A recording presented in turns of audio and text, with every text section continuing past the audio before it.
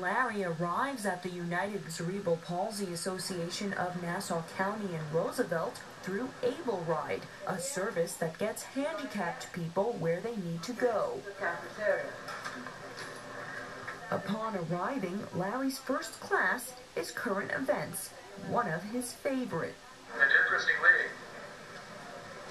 That's an interesting way. What we'll do is we'll take the articles and discuss what's going on in the news, and everybody will participate and voice their opinions. Today, they're talking about the top 3 articles in the New York Times. Today, there happens to be an article in the paper about how people are no longer drinking as much water as they had in the past, and this is as a result of the economy. Larry will participate in the class, and he always has something valuable to contribute. Our bodies is made up of water. Okay, thank you, Larry. What was that?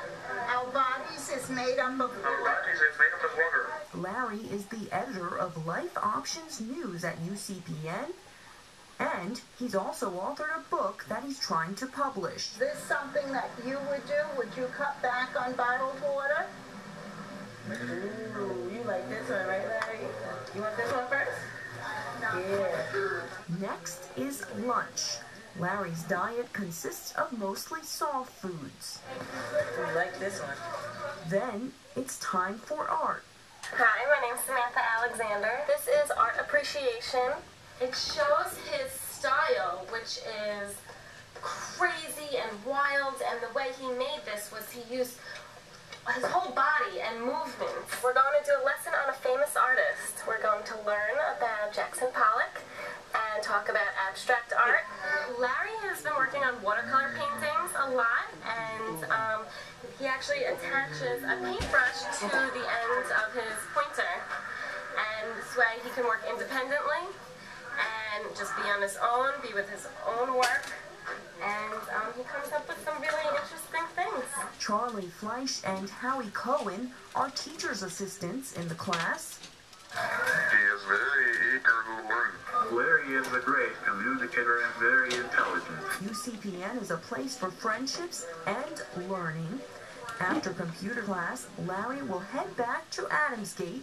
Coming and going to UCPN has been a routine for Larry since he was 1 year old, making him one of the center's first participants.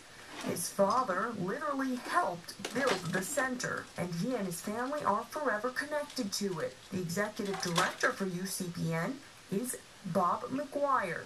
We have about 1,800 children and adults that are receiving services in our agency. So often the general public does not appreciate that just like individuals who don't have obvious disabilities, individuals with disabilities have separate personalities, separate talents, separate skills, and Larry is just like everybody else. Perhaps, maybe because of his obstacles that he's overcome, maybe he has a greater appreciation for striving and not allowing the vagaries of life to knock him down.